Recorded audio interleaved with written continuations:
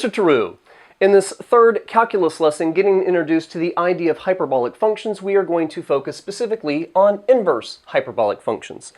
We're going to do 5 examples in this lesson. The first one is just going to be evaluating an inverse hyperbolic function. We are going to then do 2 examples dealing with finding the derivatives of inverse hyperbolic functions and 2 examples dealing with integration.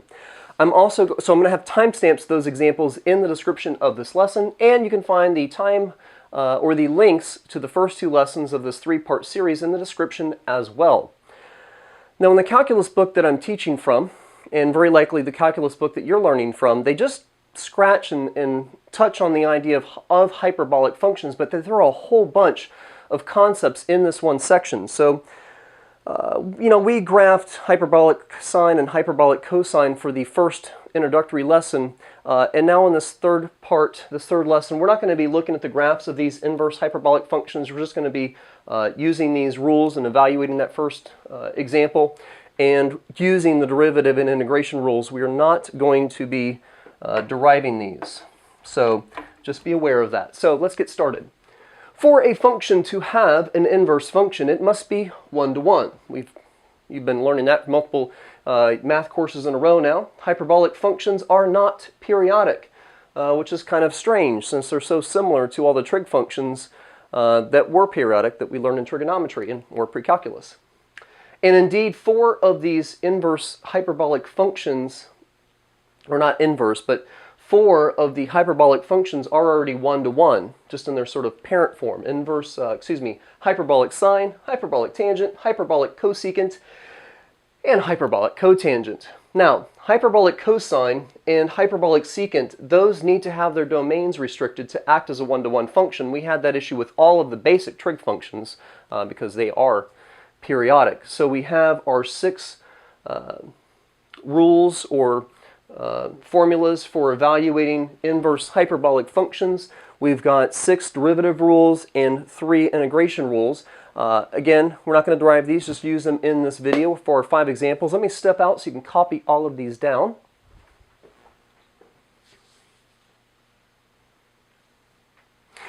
And, well, at least that's long enough to copy them if you pause the video. We are going to do our first example using these rules. And now I just put my chalk on the floor. Okay, so for our first example, there's lots of chalk up here, but this one's in the holder. We are going to evaluate the function, the inverse hyperbolic secant function. I'm going to try and keep those words straight every time I say them in this lesson, of 3/5. Okay, so our inverse of hyperbolic secant of x is equal to the natural log of 1 plus the square root of 1 minus our x squared over x. And we're okay with this value because, of course, 3/5 is on the within the interval from 0 to 1. Now, the rest of this is just, doing some arithmetic and working a little bit with the natural log function. So to speed up the video, I'm going to step off and reveal the solution one step at a time.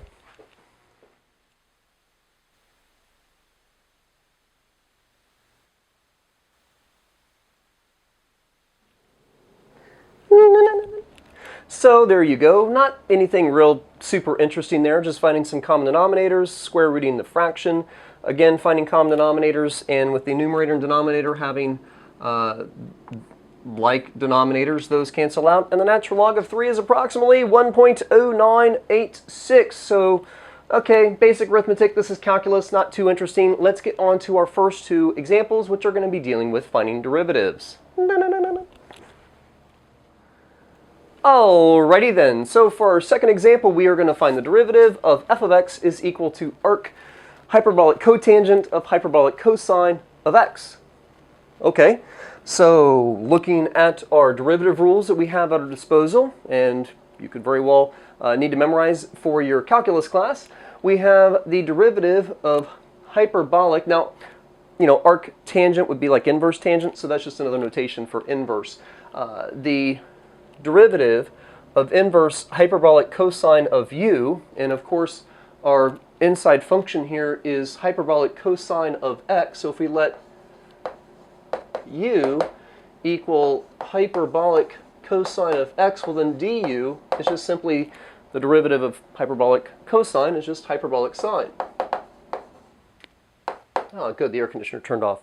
So that means that we just need to do, take our u prime and put it in the numerator. So we have hyperbolic sine of x, well, f prime of x is equal to hyperbolic sine of x over 1 minus u squared. So 1 minus hyperbolic cosine of x squared. Awesome, we're done. And if you were taking a test simply on, taking the derivative of a hyperbolic function, then an inverse hyperbolic function, then that would be your answer. But if it's a multiple choice question, that's probably not going to be one of the multiple choice answers. And you might be looking in the back of your book at your solutions to try and check your work and not see that in the back of your book. So fret not, because you haven't made a mistake. It's just simply not in the form that you might be seeing in the solutions guide or as one of your multiple choice selections. So how are we going to simplify this expression? Well, now this expression has a hyperbolic sine function in the numerator and a hyperbolic cosine function in the denominator. And there is an identity that ties these two together that might help. The hyperbolic cosine of x squared minus the hyperbolic sine of x squared is equal to 1. And that identity is going to allow me to rewrite the denominator of this expression in terms of hyperbolic sine, and that might help us simplify this expression a little bit. So working with this over here, we can see that if we move the hyperbolic cosine to both sides, we have negative hyperbolic sine of x squared is equal to 1 minus hyperbolic cosine of x squared. Now, that's all fine and dandy, but this is... yeah, I can take that out. This is 1 minus hyperbolic cosine of x squared. And we have that over here, so we end up with hyperbolic sine of x is equal to negative hyperbolic sine of x squared. Now, obviously, we can see that, we have that hyperbolic sine in the numerator and denominator, and you can cancel out factors. Just don't ever cancel out terms, please. I'm sure you're not doing that by now in your calculus studies. We have a numerator. We have just left a factor of 1.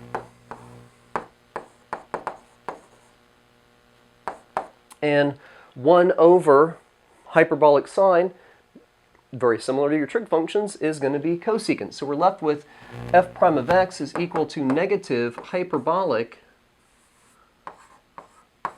cosecant of x. Now that could very well be the answer in the back of your book. Now moving on to our second example right now. Bam! Our third example, dealing with derivatives, is going to have the same sort of issue as our previous example. Finding the derivative of these inverse hyperbolic functions, is not difficult. We have the rules here. We're just using them. It's just a matter of, once you take the derivative, taking the steps that's required to simplify that answer to match, again, a possible multiple choice solution or what's in the back of your book as you try and do these homework problems and check your own work.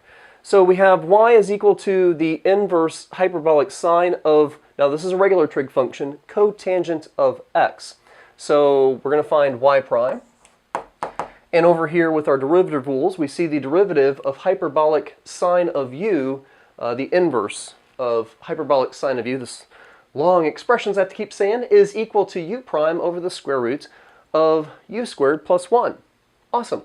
Well, my inside function is cotangent, so if u is the cotangent of x, then du, the derivative of cotangent is inverse negative cosecant squared of x. So we have u prime over the square root of u squared plus 1.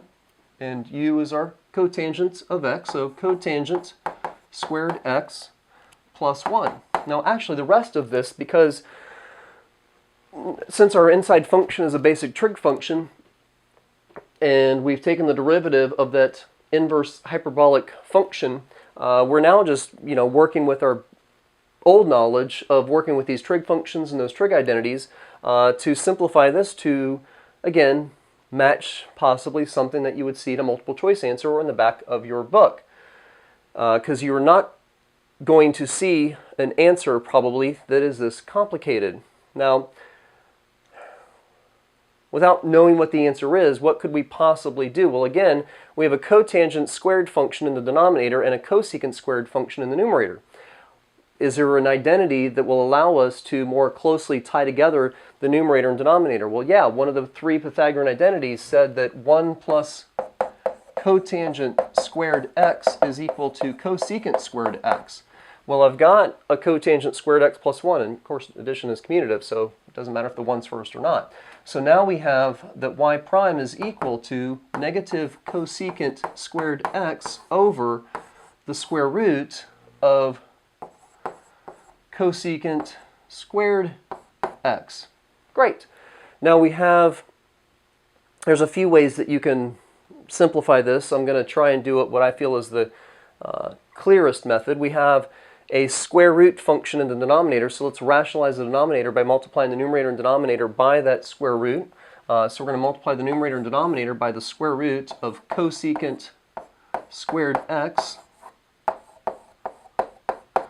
And of course, anytime you square a square root, those inverse math operations are going to cancel out. Sorry about the static.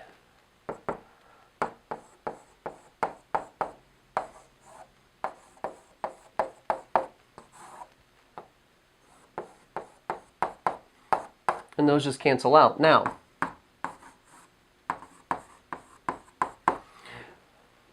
whether the square root's in the denominator or numerator doesn't matter. We now need to deal with this idea that we're taking the square roots of a square. Well, when you take, like say, -2 and you square it, you get +4. When you square root +4, you're back down to 2. That's not exactly what you started with. I started with saying -2 squared. So we lost the negative in the squaring and then the square rooting process. So the square root of something being squared, you have to understand that those inverse, those even powers and roots, those inverse math operations are acting with, again, specifically the power of 2 and the square roots acting as an absolute value function. So our final answer for y is equal to the inverse hyperbolic sine of the cotangent of x, taking the derivative of that function, is going to come out to be equal to negative absolute value of the cosecant of x. And that is the end of our second and last derivative example. Let's move on to our last two examples, which are going to be involving those three integration rules. And here is our fourth example. We are going to find the indefinite integral of 5 over x times the square root of 9 minus 16x squared dx. And it looks a lot like those integration rules that we dealt with for inverse trig functions. Now, what we have over here is that we need to match this integrand with what we see inside one of these integration rules, because we are going to be just dealing with the inverse hyperbolic functions here, not going to throw in just an inverse tangent function or trig function. So it looks obviously like we have a square root in the denominator with a function out front, and that looks like this third rule that we have here on our green board, and let's see if we can't get that to match. The idea of a is a constant, and u is a function being squared. Well, inside here we can rewrite this as the indefinite integral of 5 over x times the square root of, and let's go ahead and write that 9 as 3 squared minus, taking the square root of that 16x squared and writing it as something being raised to a power of 2, we have 4x squared dx. Now, that means that we are looking at letting u equal 4x. That means du is going to be equal to just 4, or u prime. And du being 4, u prime being 4, okay, well, I've got a 5 there. And if this is my u, then I need du to be 4. So what we're going to do is we're going to pull the 5 out, go ahead and put that u prime or that du in the numerator that we need, which is 4.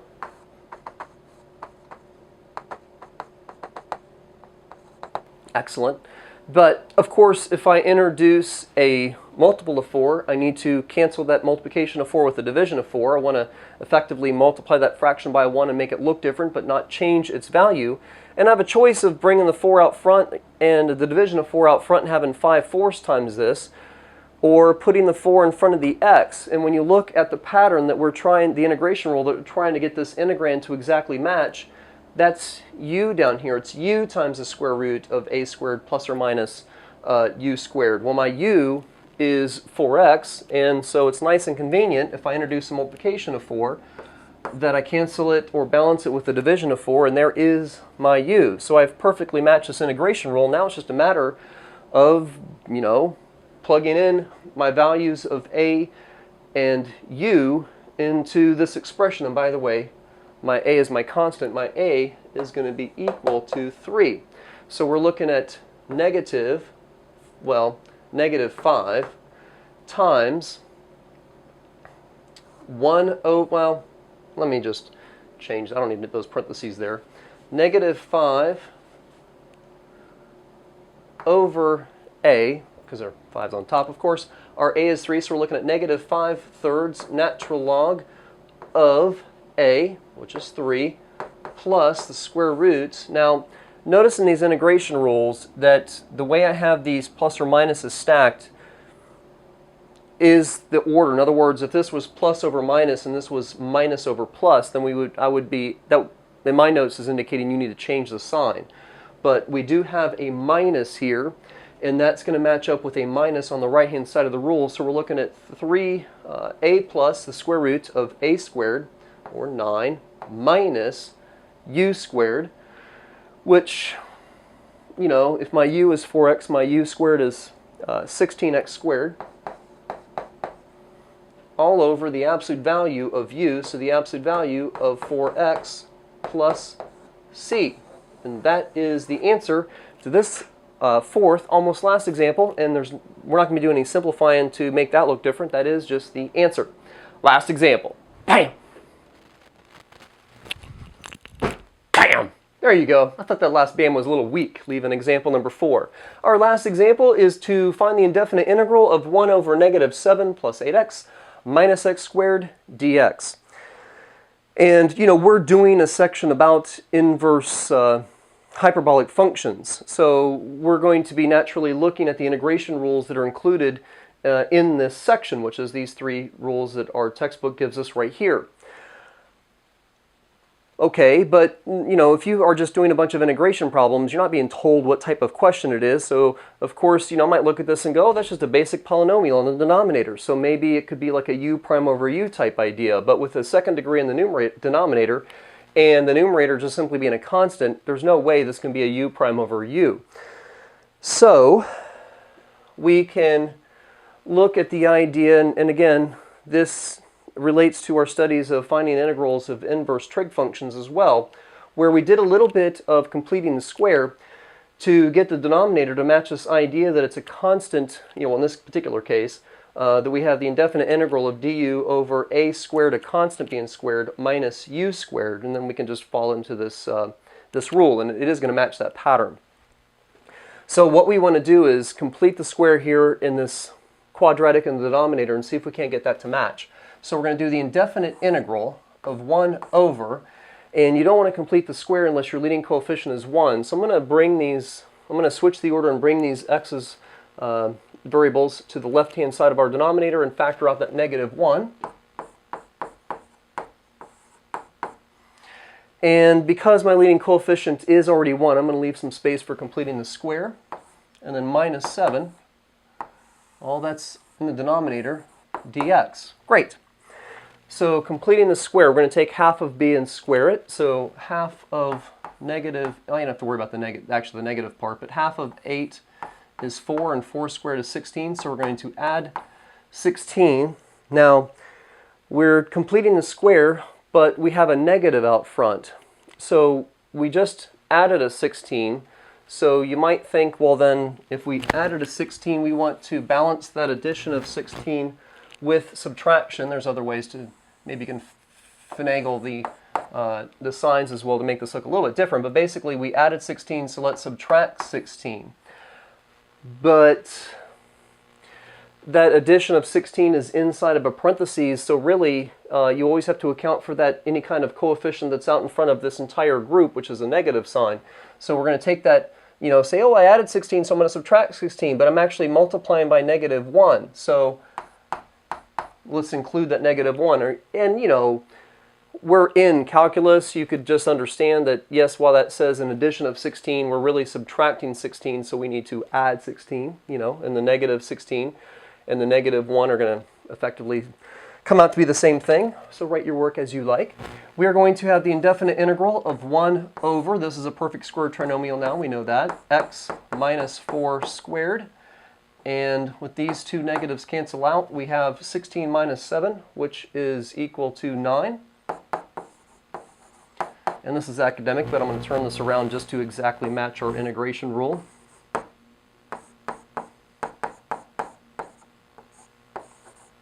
Excellent.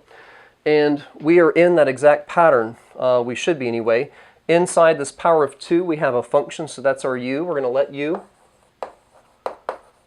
equal x minus 4, so then du is just simply equal to 1, and that's what we have in the numerator. That means that our a value is going to be equal to 3, because that's 3 squared. And I guess I could write that in here.